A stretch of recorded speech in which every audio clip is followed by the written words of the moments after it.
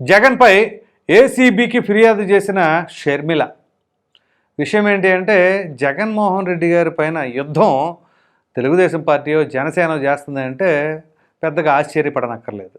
సొంత సోదరే జగన్మోహన్ రెడ్డి గారిని నిన్ను వీడని నీడను నేనే అనే విధంగా ఎక్కడా కూడా ఆవిడ తగ్గేదేలే అన్నట్లుగా జగన్మోహన్ రెడ్డి గారిని మాత్రం వెంటాడుతూనే ఉంది.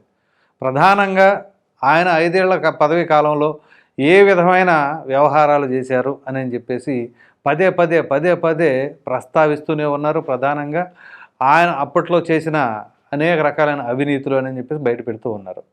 సరే, ఇవన్నీ కూడా రెగ్యులర్గా జరుగుతూ ఉన్నాయి. ఎందుకంటే వాళ్ళిద్దరి మధ్య ఆస్తి వివాదాలు కావచ్చు, కుటుంబం మధ్య ఉన్న కలహాలు కావచ్చు, ఈ నేపథ్యంలో ప్రతి ఒక్కరూ అదే భావిస్తూ ఉన్నారు. సో ఈ క్రమంలోనే మొన్న ఎన్నికలు జరిగిన సమయంలో కూడా ప్రధానంగా కడప ఎంపీ అభ్యర్థిగా వైఎస్ అవినాష్ రెడ్డి గారు నిలబడినప్పుడు అవినాష్ రెడ్డి గారికి ఎట్టి పరిస్థితుల్లో ఓటు వేయొద్దు అని చెప్పేసి తన సోదరి వైఎస్ సునీతారెడ్డి గారు అలాగే షర్మిల గారు ఇద్దరు కూడా కాళ్ళు బలపం కట్టుకొని మరీ వాళ్ళు ప్రచారం చేశారు. సరే, ఏదో సావు దెబ్బ కన్నులు అట్టబోయిందన్నట్లుగా అవినాష్ రెడ్డి గెలిచారనుకోండి, అది వేరే విషయం. మరి ఇంత జరిగినా ఇంతవరకు ఒక్క దాంట్లో కూడా ఫిర్యాదు అయితే మాత్రం ఇవ్వాల.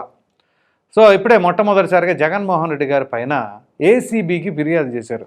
ఇంతకీ అది ఏ కేసుకు సంబంధించిన అంశమో తెలుసా?